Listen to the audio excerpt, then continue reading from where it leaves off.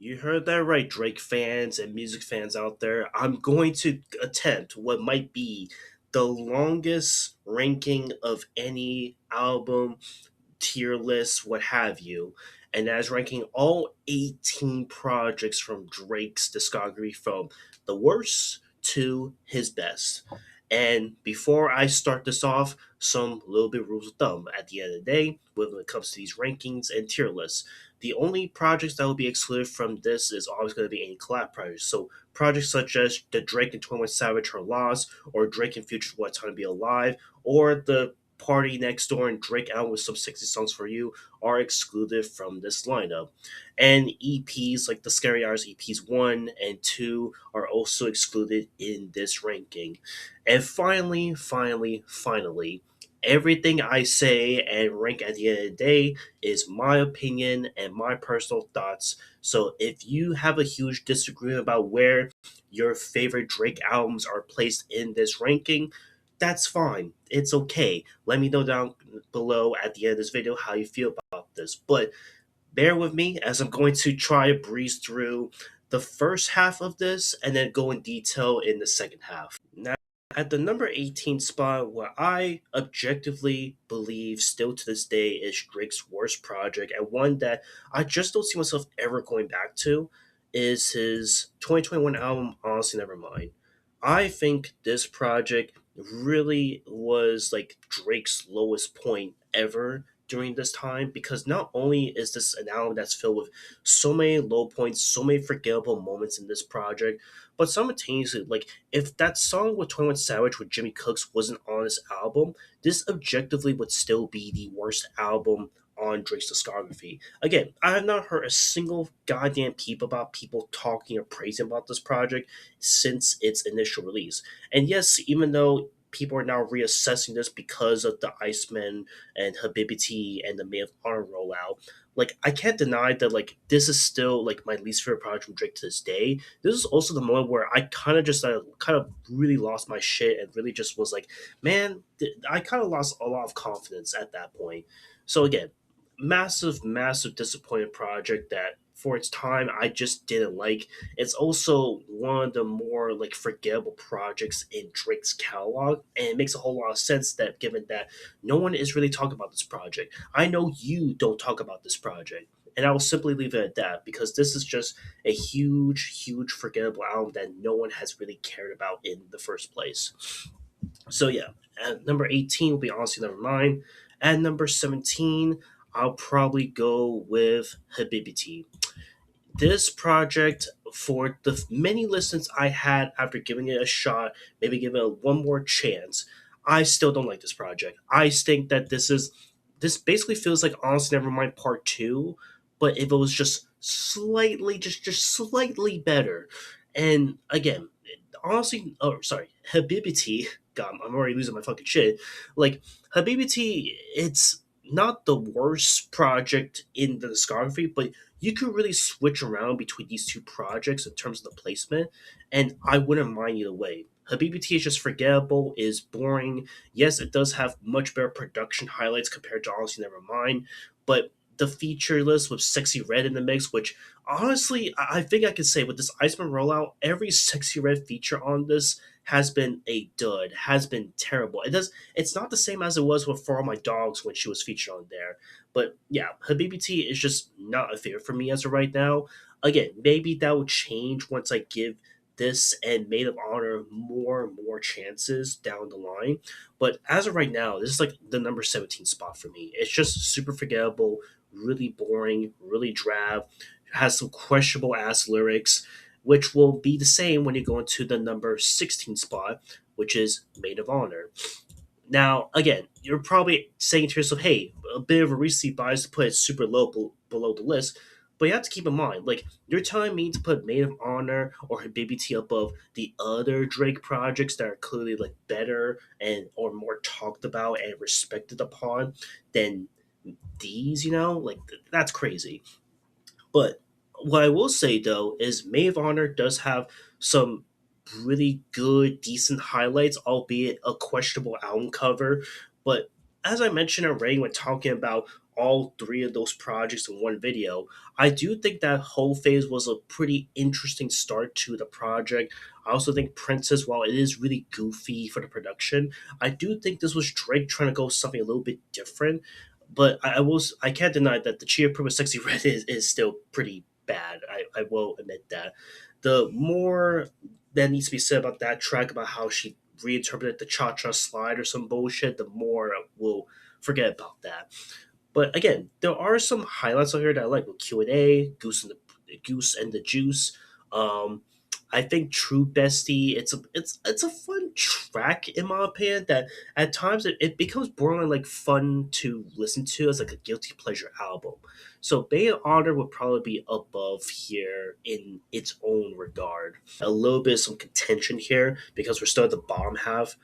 I think for me personally, at the number 15 spot, I'm going to put in Certified Lover Boy, aka CLB, and then number 14, I'll finally put in Iceman. Now, again, this is another one of those cases where you could really switch around between these two rankings here, and I personally wouldn't mind where it's placed at the end of the day. But to recap CLB, right? CLB, when this came out before Honestly Nevermind, this project was, in my humble opinion, super, super questionable. Not only because of the fact that the horrible, infamous album cover with the 12 pregnant girl emojis in the mix, but simultaneously, like, this has gotta be Drake at his most recyclable. Like, he was essentially just recycling stuff that worked in the past, where we were getting Take Care era Drake, or Nothing Was the Same era Drake, or So Far Gone Drake, and as even portrayed, some Darkling demo tape era in this album here. And while in one point or another it was executed pretty well, there was a part of me where when listening to CLB, it just felt like I was reusing the same ideas, the same themes, the same talking points over and over again. But I can't deny that Drake was able to hit the ballpark and capture a moment in time respectfully in some of these tracks, and it was really good. It held off really well. But with that being said, this is not my favorite album from Drake, and one that I would see myself going back to, unless it's like some songs over here that stood out, like songs like Race My Mind, Knife Talk, No Friends in the Industry, Yeah, It Was Heartbreak, um, let's see, Fair Trade with Travis Scott, Love All, um, what's another one? You Only Live Twice featuring Lil Wayne and Rick Ross, which is a clear homage to the Take Care era Drake. Um, but man, songs like "Way Too Sexy" featuring Young Thug, I still would like to forget I even listened to that song even to this day. And songs like "Girls Want Girls" featuring Lil Baby with the weirdest questionable lyrics, like, ooh, jeepers. And then Iceman at the placement here. Iceman, at the end of the day, to as I've stated in my initial review talking about this to me is just like I'm kind of checked out with Drake at this point, but I cannot deny that production wise it is a lot better. It's a lot more crisper. It is kind of taking a lot of what he learned from For All My Dogs, and I feel like the production is a little bit more better this time around. But I cannot deny the lyrics in this album from initial listen and even as of right now is super super questionable at times. And again, in terms of like some really good strong highlights of Iceman, there isn't really a whole lot to say that are like highlights for me because again, even though the Make Them Cry, Make Them Pay, Make Them Remember tracks are really good and they do stand out to this day, at the same time I just feel really burned out and checked out by the time you get towards the very end of this album. So again, it's really like picking and choosing your poison of where you would place these. You could place these over here and put it over there and switch this around. Again, it's really like both of these albums are not great in their own right, and you can just switch them around however you want. We're gonna go with a mixtape that came out back in 2020, and that is Darkling Devil Tapes. Now, look, for me, what could truly be said about Darkling Devil Tapes that also hasn't been said already? To me, this was Drake trying to go away from his hit making formula, try to go with something a little bit more experimental, a little bit skeletal, and honestly, for its time, I think it was pretty good. I wasn't crazy about this mixtape, admittedly, when this first came out, but after re-listening to this in preparation of this video, I think there are some surprisingly really good highlights from this album. Again, I also think that this contains some of, if not some of the most underrated production in Drake's discography, likewise, since he broke into the mainstream. Songs like When to Say When, Chicago Freestyle with Giveon, Not You Two featuring Chris Brown, even though it doesn't actually feature Chris Brown, was also pretty cool of a power move there. I also thought Time Flies was really nice. Pain 1993 with Playboy Cardi was also pretty good. Again, there are some songs off here that are pretty good, strong, underrated highlights that if you haven't heard Dark Knight demo tapes or just skipped it entirely from 2020, because again, this came out during the COVID pandemic year, I would give it a shot, man. It's not the worst thing out there. Again, this is like, now we're getting that territory where these albums are pretty mid to okay at best, if that makes sense, which of course leads me to the next placement. At number 12, I'm also going to finally put in 2018's Scorpion. Now, as I mentioned, and this is a pretty big deal when it comes to Scorpion, uh, this was a project that was broken into two discs. So this project was way ahead of its time before the Iceman triple album rollout. And I still am confident and still stand by this to this day that the first disc is a lot stronger than the second disc. Like, I'm sorry. But the first disc was filled with nothing but bangers, a lot of lyrical highlights. Yes, this was also coming around the time that Drake lost against Pusha T when he was beefing with him at the time period. But I cannot deny that the first disc of this project starts off really good, really strong, sets the groundwork of what's to come. However, the second half of this is where we get to like the R&B pop stuff. And while I do like Drake going the R&B pop direction, I don't know. This is one of those moments where the second disc just became really forgettable in my eyes. And while there are some highlights here like Ratchet Happy Birthday, which I still think is a fun track to this day, songs like Don't Matter to Me with a weirdly loose and Michael Jackson feature, I still do not like and just want to just go into the next prod or the next track afterwards. But again, Scorpion has a ton of highlights from the first disc alone, but the second disc is what honestly crushes it. And I think I'll even make this clear right here, right now.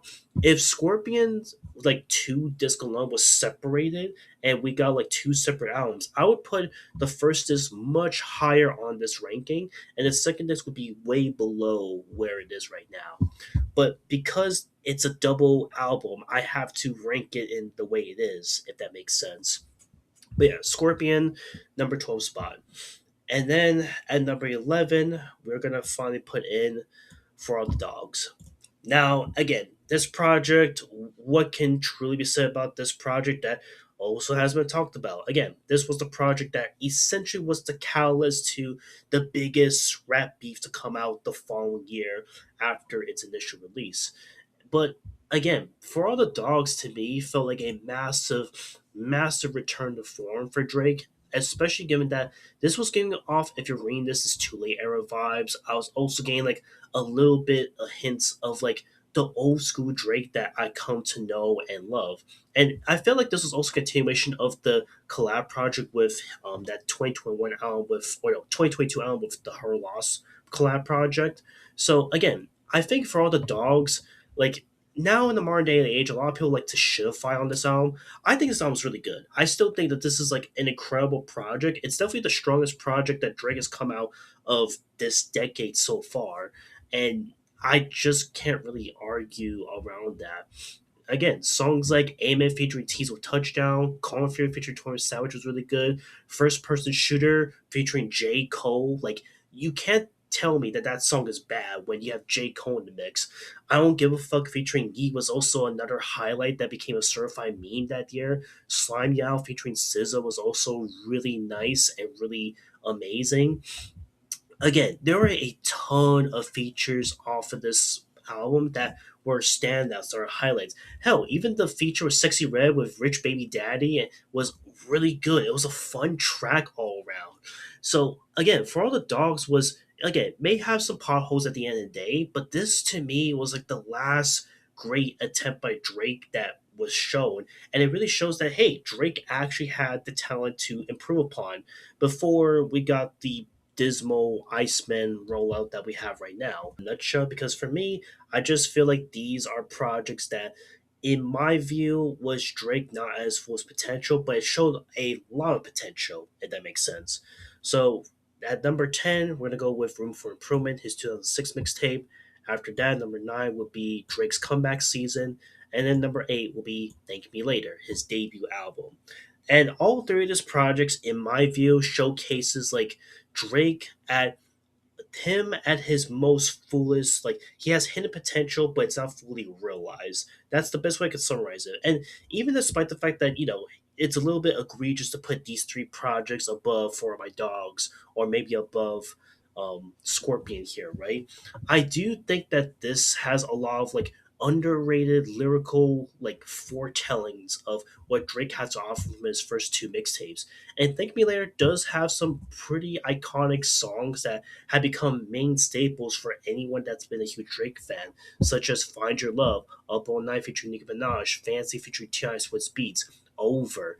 Like, this debut album from Drake, even though it's not like my personal favorite, it's one that you cannot deny that if this project didn't blow up the way that it did, Drake wouldn't be the big sensation that he is today. And I think I'll simply leave it at that, as again, these three projects back to back are ones that, if you're a true hardcore Drake fan, if you listen to those mixtapes, you know that Drake was hungry, he was ready, and he wanted to change the rap game for the better, or in some people's eyes, for the worse. But yeah, moving on, we'll go to our number 7 spot. At number 7, I'm gonna now finally put in 2017's More Life playlist. Now, again, this is another one of those cases where it was released as a playlist, but it's really another mixtape. More Life for me is just a collection of songs that was released at a pretty pivotal moment in 2017, given that it was for the summer season. I think this is good. This has a lot of really strong, amazing low ballad bangers, a lot of lyrical gems too in the mix. And given that this came out immediately after Views, which a lot of people at the time were really mixed upon when this dropped, this was like a nice, refreshing change of pace for Drake that, for me to this day, I love More Life. I still like tend to bump to this every so often, especially when it's like the summertime, because of songs like Passion Fruit being like a summer jam anthem that you just cannot ignore. But again, for me, More Life was also the last, in my view, the last good Drake album to come out of the last decade before we would get the massive piles of big, bloated, and maybe at times forgettable projects that would soon follow. But More Life for me would be at the number 7 spot because it's just so replayable for me. So at the number 6 spot, this feels like it's a sign of God or the sixth God himself. But number 6, I'm going with 2016's Views. I feel like this project is, at the time when this came out, I can understand the hate surrounding it, and even I myself wasn't crazy about when this first came out. But after re-listening to this project over the past how many years now since it's dropped, it did make 10 years, mind you. I do think this was a project that Drake was going for stylistically and differently for its time, because up until 2015, Drake was known for dropping a lot of like rap bangers galore, and with a mix of R&B and pop in the mix. In Views here, this felt like a bit of a departure from his rap side, and he went more into the R&B, pop, house music, dance music vibes that Views was able to pull off. And while this is not my favorite top 5 favorite Drake album in its own respects, I do feel like this project was able to like essentially shift the landscape of dance music and how popular it could be for what was to come. And again, for a project that Drake was trying to go for its time, he hit it really high, and this became like, if I'm not mistaken, one of his biggest streamed albums of all time as a result of Views dropping the big as it is in 2016. So again, I don't think we need to regurgitate like the best songs off of here, considering that Views just has songs that are either going to stick with you to the very end, or songs that could be underrated in the catalog. But just know that Views is a project that is, in my view, now 10 years later, I feel is a must listen, given that it is showcasing a different era of Drake that maybe people wish he would go back on to a certain degree. But now we move on to the top five. And at the number five spot is technically not a new album, but it's a compilation album of loose tracks that Drake recorded from, I believe, 2010 to 2016, roughly, so to speak, if I'm not mistaken. And that's 2019's Care Package. Now, Care Package, you can argue, should not even be on a ranking like this, but there's something about this compilation album that was able to capture different eras of Drake from his during his peak, essentially. And I feel like this was like, if you really love Drake, if you are a huge hardcore Drake fan up until that point, Care Package is like essentially like, hey, here are some loose tracks from that Drake released throughout 2010 to 2016 in one amazing package that you can revisit to. And again, there are some amazing highlights here that it's crazy that it didn't even make it to like final cuts of certain key projects during that time period. But again, I mean, there's so many cool, amazing highlights that are worth shouting out, and it takes you back to a time when Drake was at the peak of pinnacle success and popularity. And that's why I feel like Care Package is up there for those valid reasons. Again, not going to list down all the songs because essentially these are just loose tracks that you can look up yourself on Drake's official page itself when he was dropping these back in 2010 through 2016. Now we move on to, of course, the number four spot. At number four, I'm going to now finally put in his 2009 mixtape, So Far Gone. This mixtape, in my view, for the longest time, has been my top three. Again, songs like Best I Ever Had or Successful are two iconic songs that have become household Drake names. And those songs were essentially what made Drake a must look out artist for his time. And essentially, Best I Ever Had was essentially the catalyst of Drake shifting the landscape of hip hop as we know it. So again, there's not really a whole lot to say about this mixtape that has been regurgitated multiple times. Best I Ever Had is just one of, if not Drake at his best, as most confident. And this was the moment we got like the iconic Drake sound and flow that everyone comes to know and love up until this point. Again, songs like Houston and Vegas, Let's Call It Off, Ignorant Shit featuring Lil Wayne, Best I Ever Have, Unstoppable. Again, this mixtape for its time has some really good bangers and highlights that are worth shouting out. Okay, and now we're at the final three. And I think this last three projects here should come to no surprise why I have it left. But I think this is what we're going to do.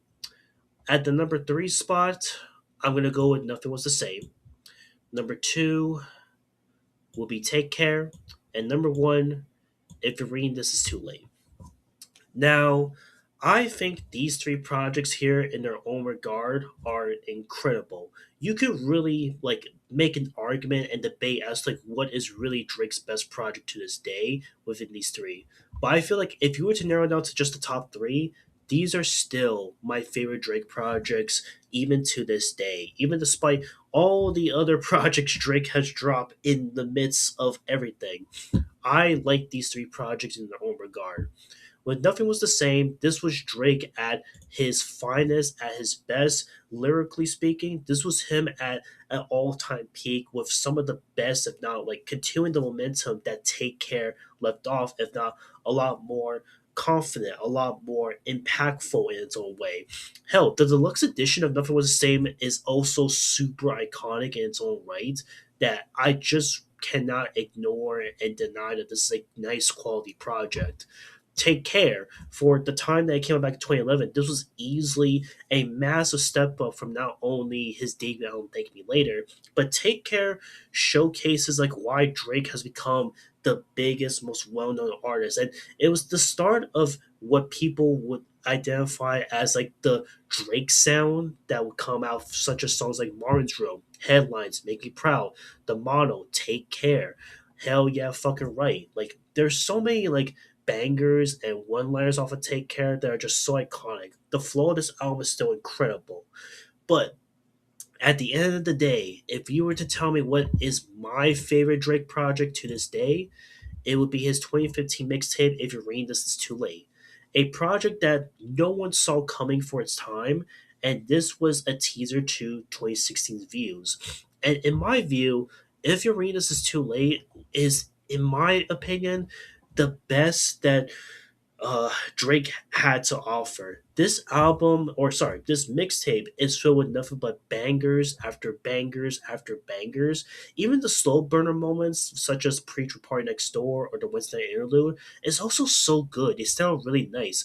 Jungle is such an underrated track off of this project that it's become one of my favorite spun tracks in Drake's discography even to this day.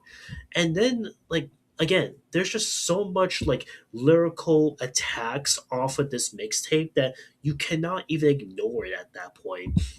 So again, objectively too, if your reading this is too late, in my opinion, is like the true gateway to knowing why Drake is the big household name that he is today, and why, like, if you were to like narrow it down to just the main three, these three projects here are just showcasing why Drake is undeniably, whether you love him or hate him, is one of the biggest, most talked about artists his of the last decade and currently of this decade, whether you love him or hate him at the end of the day. And yeah, that is pretty much my ranking. All 18 Drake projects to the best of my abilities. This is it. This is the final ranking as right now. Of course, it could change at any moment, any time, given that we just have three new projects here, as you can see. But let me know down below what you would have ranked these projects respectfully, or maybe what would you rank the collab projects in their own way, shape, or form. Because man, this is a long ass video, too many albums to rank, and I figured to just say fuck it, why not? Let's give it a shot because I was a huge Drake fan, and let's see how this shit goes. But yeah, just wanted to yap and talk about this, and see you on the next one later.